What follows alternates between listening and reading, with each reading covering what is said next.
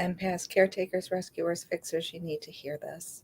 Stop enabling. Stop it. It's dangerous. It's not helping. It's harming you and it's harming the person you love. And that probably sounds ridiculous, right? Because when we think of enabling, oftentimes we think of the definition as by Webster Dictionary, which would mean to provide with means or opportunity, which sounds fantastic, right? To empower, to facilitate, to implement sounds wonderful. Those are the things we want to do. Yes, of course. However, oftentimes when we enable, we're allowing the enabler to avoid conflict and disagreement. Excuse me. Meaning ourselves. For me to enable someone I love, allows me to avoid conflict and disagreement. That too sounds lovely because I don't necessarily want a bunch of conflict and disagreements, right? However, it's not helping the other person if I'm making excuses and I'm lying and I'm being fake and I'm catering to something that doesn't help them, that doesn't truly help them, and it gets sticky, and we're going to cover that today. And I'll give as many examples as I can. I made some extra notes. I'll do my best to keep them in line. So without further ado, let me welcome you to Energy Healing TV and Podcast. Again, I'm your host, Robin Knott, and I invite you to grab your journal with me on the self-love journey so we can heal the layers of codependency and allow love for self without feelings of blame, shame, and guilt as we do so. So again, enabling is a characteristic of codependency. It's like a step to or a gauge, if you will, that shows maybe we have some traits of codependency going on, right? So how do I know if I am an enabler? So looking at psychcentral.com, they state a sign of enabling behavior is to put someone else's needs before yours, particularly if the other person isn't actively contributing to the relationship. You might put yourself under duress by doing some of these things you feel are helping your loved one. So again, also, let's think about needs versus wants, right? Sometimes we think we need something and we really just want it. However, it's not a terrible thing to want either. We have just as much right as anyone else to have a want, just as we have a right to have our needs fulfilled, right? So putting ourselves aside, granted, I have values about family and loved ones too, so I'm not saying that we become so selfish and that we deny other people and that we don't help or we don't make any sacrifices ever and that everything is peaches and cream and we should just go from one extreme to another. I'm not saying that at all. Hear me clearly on that.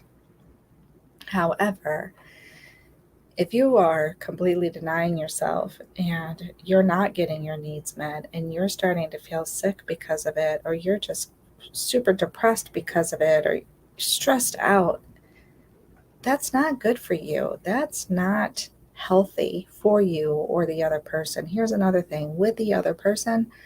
When we try to do everything for them, what are we actually doing for them? Telling them that they're not capable of handling it themselves? Well, that's not what we mean when we try to help, is it? Do we try to take away their quality of life because we have to do it for them? They need us to do it. They can't? No, of course not. It sounds ridiculous, doesn't it? Like, what? What a different perspective. However, in a sense, that could be what our actions are saying, right?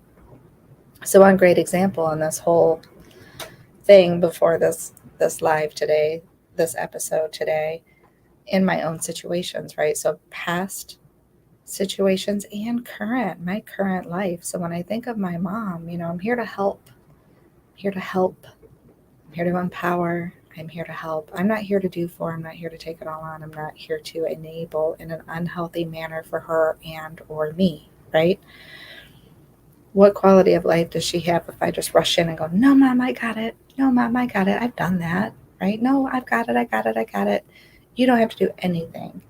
Well, there's also a phrase, if you don't use it, you'll lose it, right? So when you think of just even the muscles in your body, if you're not using them, you lose the ability to use them. So you don't get to just, quit doing it for a while and then think you're going to jump back in and pick up where you left off. our minds the ability to think or to stay calm. If we don't continuously implement those things, we lose that ability, right? So again, if I'm jumping in to take over, am I helping or am I harming? Am I making it better? Am I making it worse? Am I helping her or am I helping myself, assuming that I'm helping? Excuse me. It could be challenging to even speak on, right? Definitely is for me because I know that my intentions are pure and I'm sure all of us, our intentions are pure and that they're good and that we want to help because we love so much. And the last thing we want to do is harm. However, we really need to check ourselves in times to see if what we're doing is helpful or harmful. Taking over is not helpful, right? Teaching, supporting in the process of the other person doing it on their own and having that independence to be able to stand on their own and do for themselves, that is helpful. That is empowering, right? To know that someone can do the things they need to do for themselves when we're not around, when they don't have the extra support, that's helpful. Trying to make someone so dependent on us that they can't do for themselves unless we're there, that is not helpful to anyone. It's overwhelming for ourselves to put ourselves in that position, and it's overwhelming and totally unfair to them to think that they would need to have that kind of help from another person, right? Because we all have an ability to take care of ourselves to a degree. There are times and situations where we cannot, right? There are certain things my mom cannot do right now for herself. That's when I can help. But there are things she can. So to try to come in and take all of that away, to do all of that for her, that's not fair to her or me. Neither one of us. Let me know if that makes sense. Let me know if you can relate. And if you hear this gusty wind behind me, I apologize. I figured I came on a little early to be able to get through this, hopefully, while we have power. Hoping it stays on. So enabling. And so best you is what I talk about, right, as we go through this journaling process. First being beliefs, letter B in best you, our belief system. So where did this come from? I was taught to believe not that I'm so powerful and that people need me to come in and rescue and take care of things because people are so helpless that they need me to do it for them. No. However, I was taught to be responsible, to put myself last, to help out as much as I could, right? Um, whether it was meant to teach me or not, I felt responsible for other people, even when it wasn't mine, right? Had a difficult time feeling accountable and responsible for myself because I was so over focused on everything around me outside of me that I was missing what was going on within me. And then all of that is rooted right into our root chakra, into our current 3D physical life experience. And so I'm pulling in Soul Legacy Academy because I am the lead soul guide and instructor at the Soul Legacy Academy with Iona Mead. She talks about contribution freedom. How do I show up and contribute into the world? Well, I was showing up and contributing as an enabler very well for many of years because that's what I learned to do, right? Directly or indirectly, it's what I learned to do. As an empath, feeling all those feelings, learning how to survive through them, through the push and pull and the intensity of that energy in and out, I learned how to enable. I learned how to try to lessen the intensity of the energy by stepping in, taking over, making excuses for, trying to justify, trying to minimize, trying to shift and pull and however manipulate in a sense a situation with good intention, but really was not doing anyone any favors, not other people, not myself. And then carrying that on for years after, right? So my new experiences, my other relationships with other friends or other family members, marriages, yes, more than one, divorces where they ended up, right? Because of those habits and learning in that and surviving through those things. And they were just completely unhealthy. So also it sets certain expectations for others and for me. It teaches, there's that saying, right? We teach people how to treat us. Enabling does that too. If I'm out enabling everyone, here, let me help you, let me help you, let me do that for you, let me do that for you, let me do that for you. I'm teaching everyone to come to me and just basically suck my energy away because I'm just freely giving it, right? Oh, go to Robin, she'll help, go to Robin, she'll help, go to Robin, she'll help. Do you guys do that too? And I want to help, right? Of course we want to help. We care. However, the method of helping was not actually helping. I was enabling. I was taking on things that weren't mine to take, whether it was just feelings of energy, a situation, a task, whatever it may be, the responsibility. Don't feel bad for that. I'll take that on for you. Why the hell am I taking it on for you? Why do we do that? Stop it. Stop it, right? Let me see here. Sorry, just saw a comment. Let me say hello. Dana is on live with us. Hi, Dana. Thanks for being here. How do you stop the cycle? It's not a quick fix, and I wish it was, but it is not. And thank you for being here and for your question. And we're going to go through it actually. So this process that I use, excuse me, and that I speak on every week helps with this step. Having that awareness is one. So you're here, you're asking the questions, you're aware of it. That's amazing. So that is one step in it. Being able to see where they come from is helpful so that we can, with a good conscience, because if you're like me, there's a lot of self-blame, shame, and guilt that will come along with things when I try to change it or set a boundary or stand true to my boundaries or stand true to me or even consider my own needs. But allowing ourselves to do that, pulling in both sides, because if you really take a look at your beliefs and value system, you have two sides. There's a spectrum in that. Sometimes we do that thing of it's different rules for me, right? I'm willing to just sacrifice myself for everybody else because that's what I was learned to do, part of that codependency traits, part of being the empath, feeling all that extra energy, and again, ways that we survive it, but being aware of it and to see that the same values I hold, I'm not allowing myself, like I'm not supporting myself in that, right? I will for other people, but not for me. So again, that awareness to see that so I can start to pull it together, so I can start to challenge my own self. We have those two aspects of self, right? That humanness, ego self, and then our highest soul spirit self. To kind of challenge those to say, wait a minute, right? Is this unconditional love for both? Am I helping me and others? Am I actually harming one or the other, right? To really just take a good look at that. So if you're able to stick with me, hopefully when I get through the rest of this, it'll make a little bit more sense. Thank you. You're welcome. Thank you. Yes, I feel you. And again, no blame, shame, and guilt, because we are not here to do more of that, right? We're here to shine the light on it so we can transmute it and move through it for us and others. It's actually a beautiful process. And we're here for a reason, right? So we're just not going to judge it. We're going to be aware of it and not judge it. At least that's my goal. So I hope you pick that up with me. So again, we have those beliefs in the root chakra, how we contribute and show up, being that, enabler, if you will. So if you journal, this is kind of living my journal. I have my piece of paper here, and I use different color pens to go through each of the 7 processes that are in line with the main 7 chakras. So writing about those beliefs, thinking about some of those experiences. So some journal prompts, if you would like to journal on those, what are my experiences? Where did that start from? Where did my conditioning begin? Where I started to feel responsible, or how I was taught? Because again, sometimes it's indirect. I don't know that I believe that our parents or whomever raised us purposely and intentionally raised us in a way to go, look, you're going to have these traits and you're going to do it this way and you're going to do it that way and you're going to regret this later and you're going to, right? I don't know that they actually do that. Maybe some do. Maybe some do. But I think they just do the best they can with what they got. And sometimes it's just not great, right? And I know as I reflect back as a parent, I did the best I could with what I had and it just wasn't that great. But it's never too late.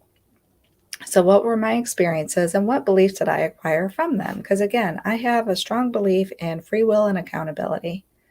Strong belief in that. However, when I challenge myself, when I can see, I don't always see it right away, but when I can see those moments of, dang it, I did it again, right? I rushed in as a rescuer and I try to just do it. I try to take over and just do it, right? And checking in on that again. Where did that belief come from? What triggered that? I can kind of delve into that. Dana, if you're kind of new to me, I like to deep think. I probably overthink, right? Yep, I just do. But if you like to go deeper, I'm here for it. So next one, moving up. So if you write out the word best you, B is beliefs in the root chakra, how we contribute in the world. Next one, letter E, our emotions. Our sacral chakra, right, governs our emotions, typically our humanness emotions. And in the Soul Legacy Academy, Iona Me talks about health freedom.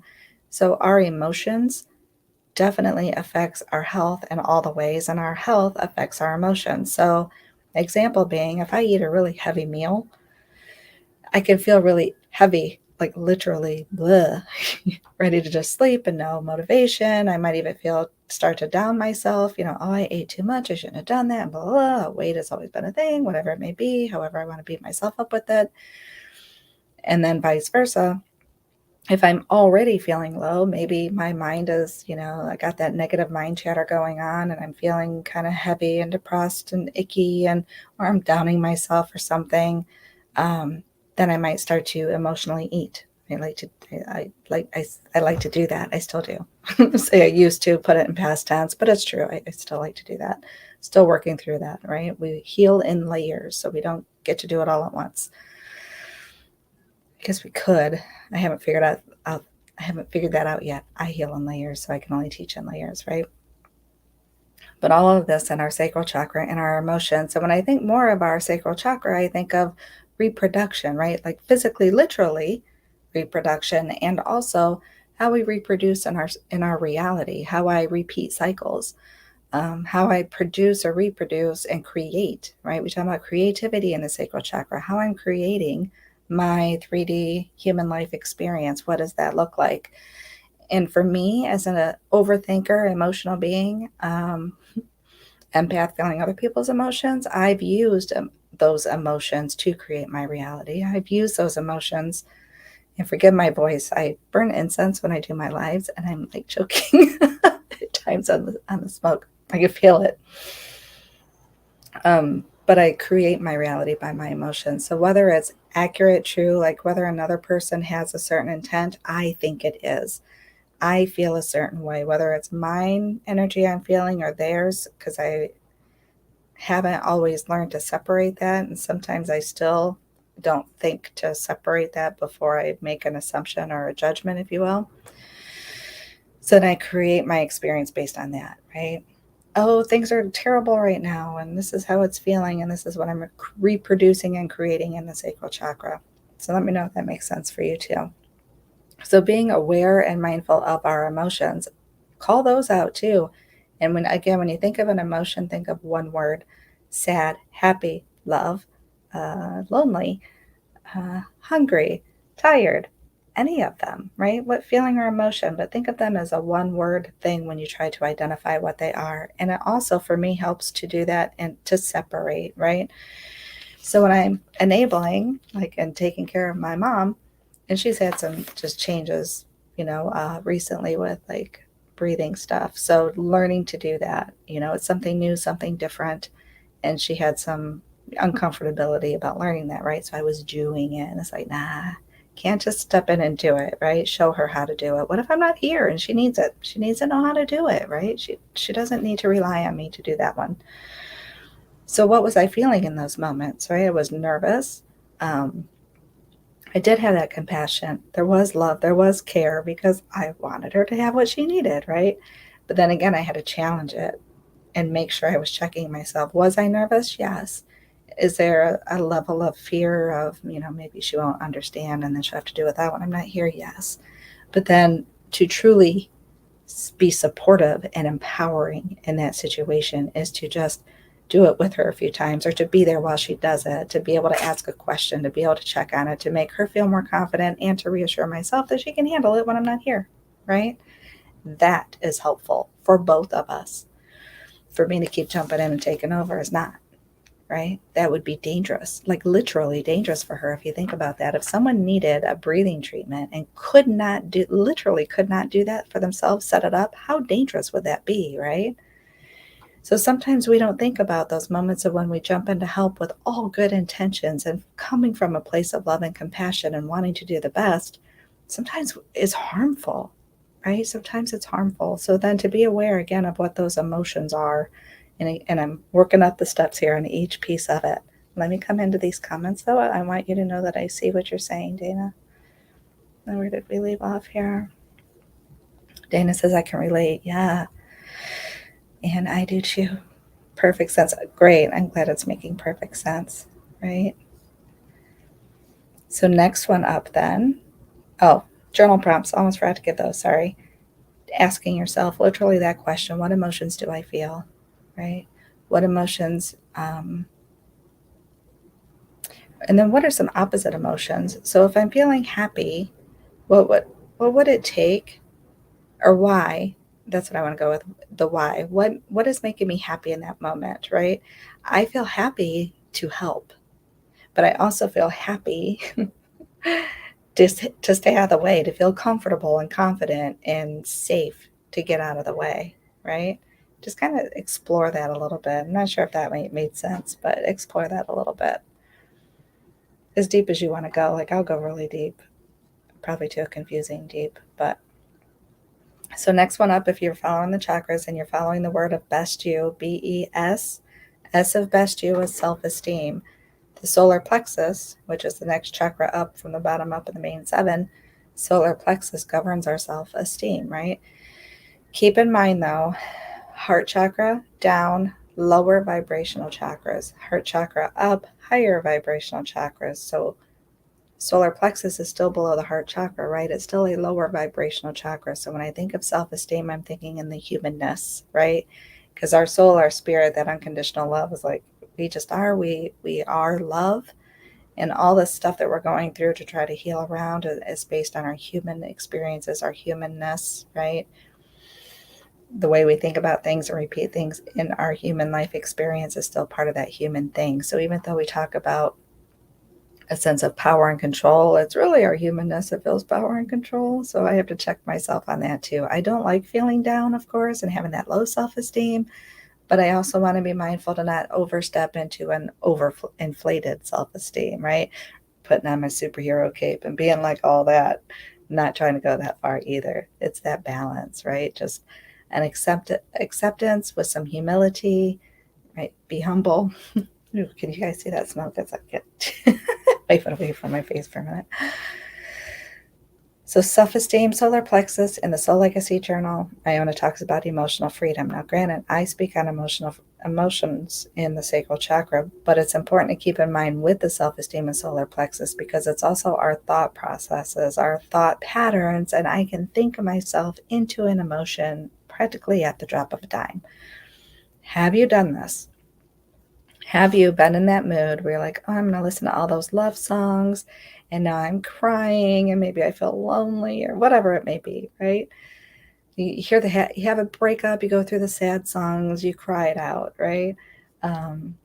Some people, when they want to exercise, they're going to pump iron. They listen to the more of like a heavy metal type of thing to really get that in there. We use different things to help feed that emotion, right? If I start to think about all the mistakes I've made in my life, I could get really sad and I could start to beat myself up and really bring in that self-blame, shame, and guilt. On the other side, I can really start thinking about things I'm grateful for, right? Maybe life isn't perfect the way I want it right now, but there's so many things I am still grateful for. Even though it's windy and cold outside and kind of rainy on and off, I'm in a house. It's not my house, but it's a house, right? I'm warm with a blanket. Doesn't matter. I'm warm, I'm dry. I'm not hungry, I'm not starving, I have water, I have all of my basic needs are met. I can really start to think in those spaces of gratitude, and my emotions, the vibration of my emotions rise up, right? They're higher vibrational emotions. So that's important to think about of our self-esteem. What thought patterns, how do I see myself? Do I see myself as that enabler that harms other people, that takes responsibility for the choices that they make? Do I beat myself up for that, right? If you're a parent, oftentimes we can do this with our children, different phases of their life, whether they're younger, teens, teens, older. Sorry if you're a teen and you happen to watch this video, but, right? Teens are challenging. I was a challenge when I was a teen. I can still be a challenge. But then being the parent and feeling responsible, because as a parent, to a degree, we are responsible for our kids, right? But then trying to find that balance in those spaces of when we're not responsible anymore, when we can kind of see that, look, okay, they are also their own human being and they are still going to make choices for themselves, whether they learn differently or not, whether I taught them differently or not, right? We can't own it all. Let me see what Dana says.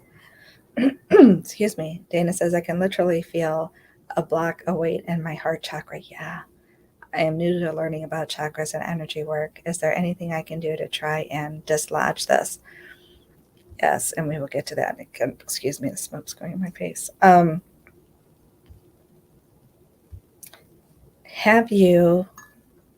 Did you get to that spot in the, let me get a drink, sorry. In the 7-day chakra energy healing challenge, there's some things in there for you. Do you hear that in my voice? Sorry. But be gentle with yourself. And again, we heal in layers. So I know some people get into doing things like psychic surgeries and whatnot. It's like ripping a Band-Aid off and really pulling it out. And I think that could be kind of risky. So be easy with yourself if you know where it's from. One thing I would do often is, get the energy flowing in your hands. I'm rubbing my hands together for those who won't be able to see the video, and putting those hands on your heart and just breathe into it. And sit with it and ask yourself what's there. Ask yourself what needs your attention. And then listen for an answer. Don't try to figure it out. Just listen for an answer and let things come up. And you'll notice if you allow yourself that space. And sometimes if you're not used to doing it, it takes practice. Because again, overthinker. So I have to really be careful that I don't overthink or try to, pick in or draw in or add to or create something that maybe isn't even it. But just allowing myself to have that space and listen and see what comes up. And I would really start there, to be gentle with yourself. So then once you know what does come up, then that gives you the next place to go, right? The next thing to do. Dana says, you know what, I have got behind, but I will get back to it and pay attention to the heart chakra one. Thank you. You're welcome. And you're not behind, right? We do it in the way that we need to. We get it when we need it. And again, layers. It's always layers. I truly feel, my personal belief is that as long as we are here as a human being, one, it's not too late, and two, there's still things to do. Right? So I don't know that we ever are completely done with a healing. I don't know that we're ever completely healed or that our purpose is completely filled if we're still here as a human being. That's just my own belief, though. I could be wrong. Dana says, thank you. I will do that. I can relate to every overthinking too. Thank you. Yeah, thank you for sharing that as well. And thank you for being here. Overthinking is a thing, isn't it? But you know what? Sometimes, this is again for me, so if this resonates with you, I stopped fighting my overthinker. I stopped fighting my humanness. I stopped fighting my ego, kind of the same thing. Because all it did was create more resistance, and it created more contrast, and it created more inner conflict for me. It just, everything was always a fight. And then I realized that that's kind of been my perspective in life. Everything kind of felt like a fight, right? I had a fight just to figure out who I am. I had a fight to then have permission to be who I am. And then I had a fight to be able to say what I was thinking, or if I was feeling something, everything had to be that fight. And I brought that fight within myself and became more aware of that, fighting my ego, fighting my humanness. I'm not fighting it anymore. It's there. I have that radical acceptance that it's there. I'm going to try not to put that ahead first, right? I want to live in soul, spirit, unconditional love first. Am I always doing that? No. I was just talking to Iona the other day about coming on the lives. Even doing these lives, I find myself, and it's been conditioning and training, to be very cautious on how I word things and say things, because I know that different people's perspectives, it could be taken in different ways. And you know what? We cannot meet everybody's perspective. We cannot meet everybody's level of understanding. We cannot be the person that everybody needs, quote unquote, us to be, right? I'm here to be me, and you're here to be you, and that's okay. And healing the layers of stuff, gunk around that, I have other words, but we're on a line, right? Is okay. And we have permission to do that. And it's our free will to do that. And it's our accountability to do that. And it's not always fun to do it. It's not fun to look deep into our own stuff, especially when it's like, I had this belief that I was doing something enabling. I had this belief that while I was enabling, it was a beautiful thing, like empowerment, right? That I was being so loving and so helpful and just being all I could be for other people. And how amazing is that? And that sounds so lovely. And that gave me the feel goods, right? I ain't gonna lie, that made me feel good oftentimes to be able, it makes me feel good to help, right? That's not a bad thing. I'm not gonna make that a bad thing. But I didn't have a boundary in there. So I took it too far and didn't realize it. And then when I took it too far and didn't realize it, it became overwhelming. And when I took it too far and didn't realize it, I was taking on that energy that wasn't mine to take, right? We have that saying to observe and not absorb. I was absorbing a lot of stuff that wasn't mine to absorb. And then I internalized it into my solar plexus chakra, in my self esteem, identifying with that I am, right? I am worthless. I am responsible. This is my fault. Ooh, I'm going to try not to cry.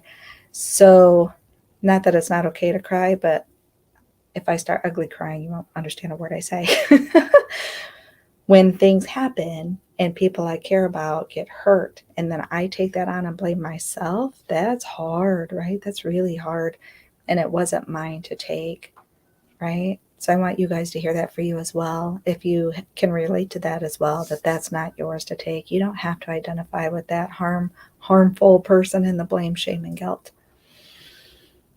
So when you journal on self-esteem and the solar plexus chakra, think about the I ams. How would you identify yourself? I am what comes to mind. And again, don't judge it. Just allow it. It's awareness. That's it.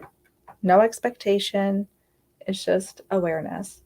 Sorry, I got distracted. I heard something like it was on the roof of the house, but I think it's just the wind blowing. I am what? What comes to mind? Whether you like it, whether you don't like it, whatever pops up, just write it down. Again, it's awareness. That's all. No blame, shame, or guilt. We're not going to beat ourselves up. Do you notice any patterns that you repeat? Do you find yourself enabling? Do you find yourself beating yourself up? Do you find yourself taking on responsibility for things that aren't yours? Or do you find yourself then wanting to go to the extreme opposite? Because I've done this too. So once I take over and take on things that aren't mine, and then it becomes overwhelming, and then it becomes very heavy, and then now I'm starting to feel resentful. And then I resent the other person, which wasn't really their fault because I'm the one who barged in to take over, right? With good intentions, but still, I barged in to take over, and then I took over, and then I did it all by myself because, I had my little cape on, like I can do it all by myself. And now I'm upset because it was too much to take on because it wasn't mine to take on anyway, right? And then I got resentful. So then my I ams, repeating those cycles, feeding those negative thought patterns, feeding the negative ideas of self, feeling of unworthiness, right? Because now I'm blaming myself for that repeated cycle.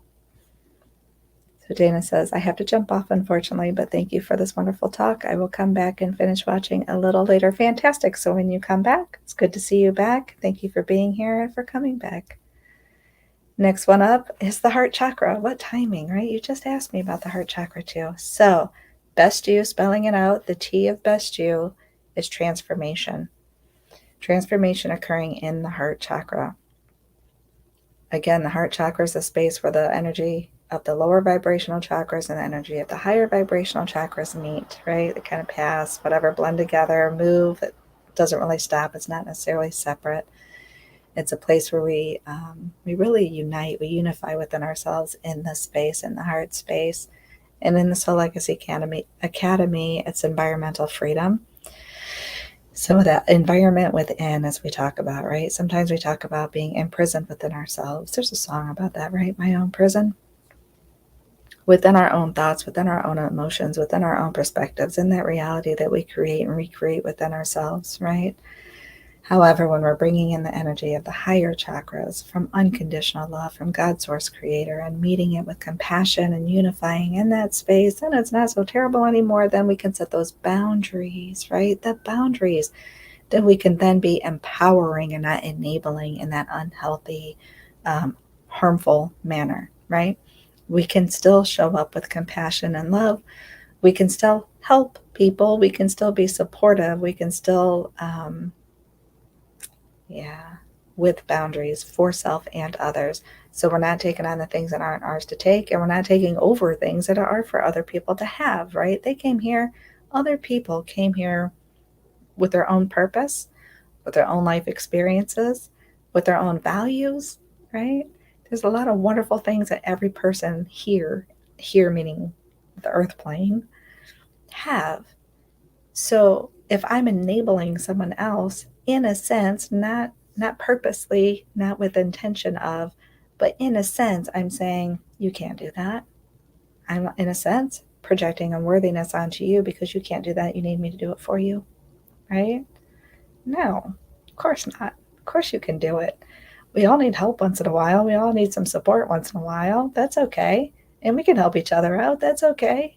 That's fantastic. That's unconditional love for both of us, right? We can share the weight. That's fantastic. I don't have to take it on for you. You don't have to take it on for me, right?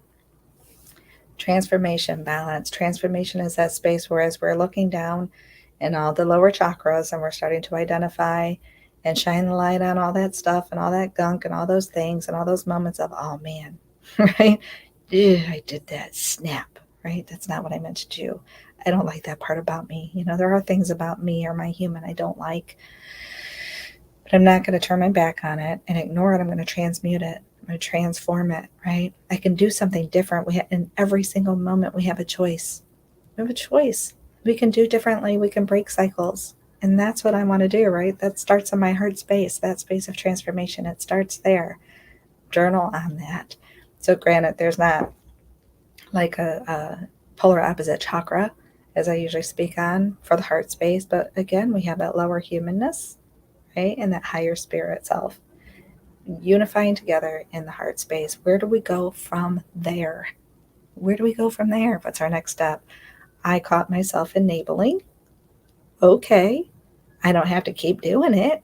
I don't have to throw in the towel and say, oh, it's too late now. I already done it. Well, it might be too late for the last 5 minutes, but it's not too late for the next 5, right? It's not too late for the right now. I can make a change right now. So that's up to us, right? So we can journal on that. Again, smoke. Sorry, guys. Am I willing? And this is a big one. Am I willing to forgive myself for feelings of blame, shame, and guilt? Am I willing to forgive myself for moments of enabling? Am I willing to forgive myself for maybe harm I caused to myself? And am I willing to forgive myself for maybe harm I caused to others, even though my intentions were good, right? I don't have to justify it. I know it. It doesn't change it, but I can change what I'm going to do next, right? Each one of us can. And then, am I willing to forgive others who attempted to blame, shame, or guilt me? Because don't be fooled. There are, especially when we teach people that we will jump in and rescue, they get used to that. And then there's a level of expectation. And when you stop doing it, I think there's a level of perspective that says, oh, you must not care anymore because you're not doing it for me anymore, right? So what's projected then back onto us is a sense of blame, shame, or guilt, or manipulation to try to get back that moment of rescuing from us, right? There's no blame, shame, and guilt in that either. We're not going to point fingers at other people. We're just going to see it for what it is, right? Transmute it, change it, still show up with the boundary. Show up with the boundary, unconditional love, be supportive, offer my part, they'll accept it or not, free will and accountability, both ends, right? So next one up. If you're spelling out best you, the Y of you is your truth. Speaking your truth, throat chakra, communication. Also relationship freedom in the Soul Legacy Journal. As I say often, which truth are you speaking from? Because we have, in a sense, two truths, right? I have my human ego-ness truth. I have my highest self truth. Which truth am I speaking? Excuse me. Am I speaking from that space of unconditional love? Or am I speaking from that space of humanness, ego, enabling, rescuing, taking it on, taking it over, taking responsibility? And or the complete opposite, again, of maybe I have some resentment and I'm now projecting that anger because I got overwhelmed, right? Am I speaking that truth, which is still defensive ego humanness stuff, right? Same lower type of vibrational energy coming from that. Which truth am I speaking? To be able to set boundaries. And I set boundaries in a loving way, right? I don't have to set boundaries in a nasty way. It's not like, oh, you screwed up. Now I got to set a boundary with you. I won't be doing that anymore. Screw you. That's not. We don't have to be rude in the way that we set boundaries. We can set boundaries with compassion, and we can speak on that with compassion. I love you so much. I know you can handle this, right? I'm here for you. I'll help you again. I'll show you again if I can help you out, right? That's what I'm here for. I'll do that happily. That's okay. That's the way we want it. That's empowering. The best teacher, healer, helper, caretaker I can be is to share what I do know, share the experiences I do have, share it in a loving, compassionate space, and show you as much as teach you as much as I can so that you can do it on your own, right? So that you have the tools that you need to heal yourself. Which is exactly why I went from doing quote unquote healings, doing quote unquote Reiki, to teaching it. I would rather teach you everything I can so you can do it on your own. Get the support when you need it, right? Do it on your own when you can. That's amazing. That's empowering. I don't want to teach people to have to come to me or someone else for it, right? We don't have to go to someone else for it when we have it all within. It's just finding the way that works best for ourselves and then speaking onto that, right? Speaking that truth, communicating that truth. Again, Soul Legacy, in the Soul Legacy Journal with Iona Mead, it's relationship freedom. So when you think about that in my truth, how I speak my truth, if it's humanist ego truth or unconditional love truth, how will that be in my relationships? So when I talk with mom every day, right, if I go out to her all cranky and ornery and humanness, grossness projecting onto her, we're not going to probably not going to have a very good day, right? Because she's going to meet me back with that, with defense, right? Like, I don't know what just came on with you, but now I'm defensive and I'm going to push back, right? So we have this contrast or conflict in the relationship. Whereas, and I'm saying like, come out of the room and meet her. And I'm coming out with this unconditional love energy, unconditional love of my truth, then there's a better chance that we will have better communication, right? No defenses in that. No one feels threatened in that, right? And I can still say that I'm not going to do that compassionately and loving. I don't have to be rude about it, right? I don't have to say, I ain't doing that. You need to do that for your damn self. I don't have to be rude and say, oh, did you need some help with that? Was there a question? Was it getting stuck? Like try to iron out the detail. Do you want me to take a look and just to make sure?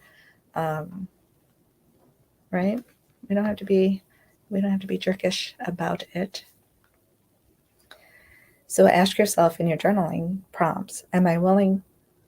Did I already say that? Oh, I'm repeating myself. Sorry about that. How do I communicate with myself? So what is a self-talk? What do you say to yourself? My self-talk in the past was very, very harsh. I've eased up on myself a lot over the past few years. Occasionally I will check myself, or I'll start to beat myself up a little bit, and then I stop, and shift that over. I'm like, not doing that, here's where the problem is, or that I'm seeing a problem. This is what I'm frustrated about. This is what I can do differently. No blame, shame, and guilt. It's like a mantra almost. I'm telling myself, no blame, shame, or guilt. I can do something differently, make a difference, make a choice, transmute it, and then we're good, right? New now moment. Can I communicate my boundaries without the defenses, right? Check in with yourself on that. How do I communicate that with others? Am I defensive? Am I projecting? Or am I compassionate and loving? Next one up, best you, the O, observer. Third eye, brow chakra, and spiritual freedom in the Soul Legacy Journal. Being aware of the moments that we enable, being aware of the times that we step up, step in, help, right? Be the helper without taking over. Being supportive without being the only supporter or support, right? We don't need to be the only column of support. We're not the foundation of that support. We kind of want to be on the sidelines, helping in that way. Free will and accountability. We get wrapped up sometimes in the free will and forget the accountability part. And accountability is for all of us. It's all our own. We own our own stuff. I know sometimes we try not to. I know I have. Some things I didn't want to own, right? I didn't want to be accountable for. I didn't want to admit to, and not taking accountability for others. So in times of, a tragedy happens, then blaming self for it, right? Being aware of those moments so we can make that change. I think there was something else I wanted to bring in on that. The observing and not absorbing. So polar opposite chakra of the third eye is the sacral chakra, which is our emotions, right? Being aware of those emotions without being sucked into them and beat up by them. Calling them out, labeling them, speaking to what they are without getting sucked into them, right? I can see a moment of, oh, that sounded like blame. Am I pointing my finger outward? Am I pointing my finger at myself? Is it mine to own? That's like a huge question, energetically speaking, and in other life situations, like physical situations. Is it mine? Is this mine? As an empath, we talk about that in energy, right? I'm feeling all this energy. Is it mine? When it comes to a duty or a responsibility, when we want to jump in and rescue and take over and caretake and enable, is it mine? Is it mine to do? Is it mine to take over? Is it my problem to solve? It's been challenging, again, for parents, depending on, the age of your kiddo, or if you're reflecting, or if you're coming up on it yourself, food for thought. My kids, quote unquote kids, are young adults, are now parents themselves, right? They're in their mid-late 20s. So it's interesting and reflecting on shifting away from that role of parenting the younger child, where I was kind of a on your case parent, to trying to back up, trying to, excuse me, let go, and not completely let go, obviously, but be in a different role, not parenting, right? To just stand in a space, like holding space and love while they make their own decisions, without wanting, without trying to jump in.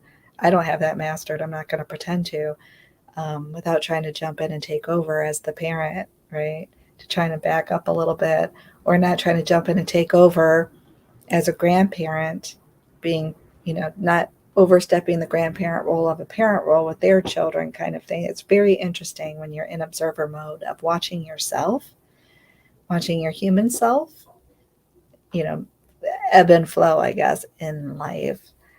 But again, enabling, not overstepping the grandparent role into a parent role to enable, right? Not that I'm not trying to say that my kids are doing this, but like if they were trying to not be a parent, or if they were not fulfilling parental duties or something, right? I could see where it would be easy to enable in that situation, to jump in and take over. Yeah. I don't know. Anyone need to hear that one? Mm. Or when they try to parent and you think you're going to do it differently or better, right? Like, I've already made 1,000,010 mistakes that I'm aware of now that I can do differently. So let me try it with your kids, because I screwed up when I was with you. Let me try it with your kids. It's interesting as a parent and enabling, and when we have to draw the lines. I wanted to say in the beginning, I apologize. Let me say it now if you're still listening. My first awareness of enabling in this way, in codependency, had to do with addiction, right? Addiction in the family. However, enabling is not just in addictive families or addictive relationships, or relationships when one has addiction. It's not the only time we enable. We can enable people with mental health. We can enable in any relationship under any circumstance. So that's why I wanted to bring it up. And I see it even more now within myself and in just my life experiences, whether I'm seeing something online or in other relationships in the world that we live in today. A lot of enabling going on. And it's dangerous, and it's sad, and it's scary. And I know that, again, our intentions can be so good and pure, but unfortunately our method is not great. Our method is really not helping. And it's something that I hope that more of us become more observant of and aware, right? Even in the spiritual communities. Mm-hmm. So I'll be cautious and careful, because some things I can't go too deep on the platforms, because if you know, you know. Excuse me. Okay, so journal prompts for the observer mode or third eyebrow chakra. Ask yourself, how does God, source, energy, intuition, whatever words you want to use, names you want to give, support me through feelings of blame, shame, or guilt when it comes to enabling or healthy boundaries, right? Do I feel okay and safe to set boundaries and to maintain those boundaries? Do I feel okay to tell people no? Sometimes I don't, right? Sometimes I'm like, eh. Sometimes I want to avoid that conflict. I think I mentioned that earlier, right? Avoid that conflict. Sometimes it feels easier to just cave in and do to avoid the conflict, because all the energy that comes along with it is overwhelming, right? Or the argument and the debate, or feeling like you're made to be so small and unworthy again, and all that icky stuff. Sometimes it seems like it could just be easier to enable, right? Be observant of that. And how does your higher power, how does unconditional love support you in those moments? How does it support you in the moments of being able to say no and feeling safe to do that, feeling okay to do that, to feel like, or to understand or know and really believe and be confident that you're saying no in a space of love? Hard to say sometimes. And I say no because I love you, right? As a kid, if I heard that, I would think you're full of beans, okay? But then you become the parent and you're like, oh, I get it now, right? My kid wants to go play in the street. I have to say no because it's dangerous. Sometimes we say no because it's the right thing to say, right? It is the best method. It is in everybody's best interest. It's not always so obvious like that, but yeah. And then last but not least, if you spell out best you, the U is unconditional love. Unconditional love, top of the head, crown chakra, right? When we think of heaven, universe, source, energy coming through the very top of our crown, pouring over us and through us. And in the Soul Legacy Journal is financial freedom. So granted, I don't always talk about financial freedom. I bring it in on this one for this reason. But what I will say is, regardless of the topic, so today's topic is about enabling, and sometimes that can deal with finances as well. But I like to look at finances too as being a generalized gauge, meaning if I am stressed out about finances, I'm probably not giving myself enough unconditional love, right? Probably not enough unconditional love for self and others going on there. Otherwise, I wouldn't be stressing over finances. I don't have to be rich and famous. I'm not trying to be greedy, because that's not unconditional love. I'm not trying to use, money for power and control, because that's not unconditional love. But stressing the heck out and trying to make ends meet, or harming myself to overwork to make ends meet, is also not unconditional love, right? So that's a really good gauge for us, in my opinion. So again, bringing in the unconditional love when it comes to enabling. There's that fine line, isn't there? Enabling, if you're looking at the Webster Dictionary, right, of empowerment, can you hear that wind? Empowerment, being supportive, helpful, while other people take care of their own stuff. That's amazing. That's unconditional love for both. I can feel good about showing up and helping. Absolutely. I can feel good about showing up and teaching what I know. If I have a way to help you, then I can teach it and share it with you, and then you figure out how to make it work best for you. That's amazing. That's unconditional love for both of us.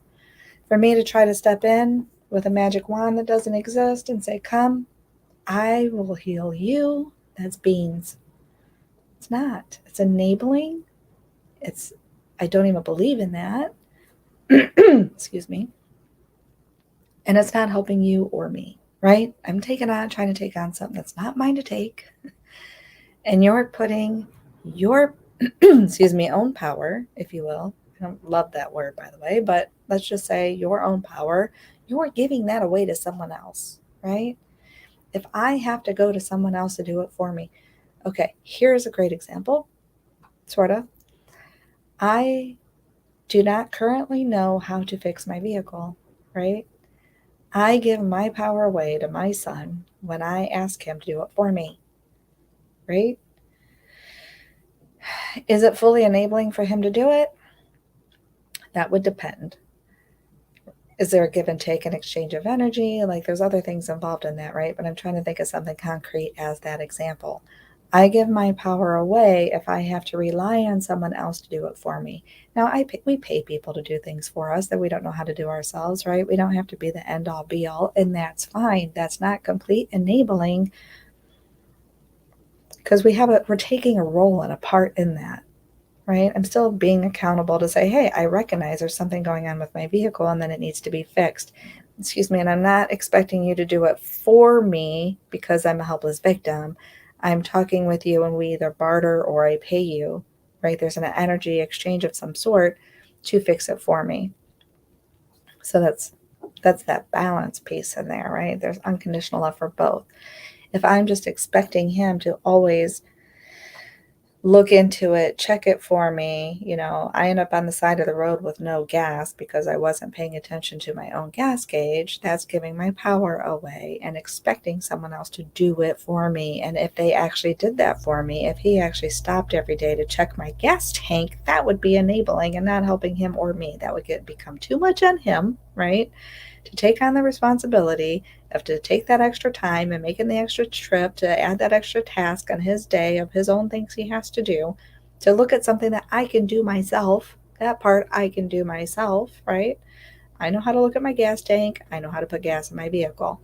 It shouldn't be up to him to do it for me. Have I had my children do that for me before? Yes, mainly in the winter when it's cold because I don't like to be cold. Sure did. Did they go check my gas for me? No, I kept an eye on it. And then I wanted them to go do it, right? And bless them, they did it for me. Enabling. Eventually, they cut that string, right? Nope, mom, go freeze, do it yourself. Much healthier. Much, much healthier.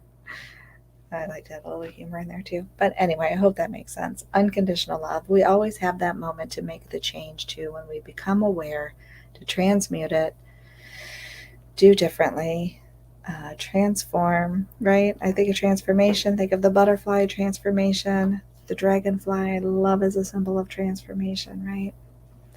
Journal on it. What does my now look like when I pull in unconditional love for self? And what does my now look like when I pull in unconditional love for others?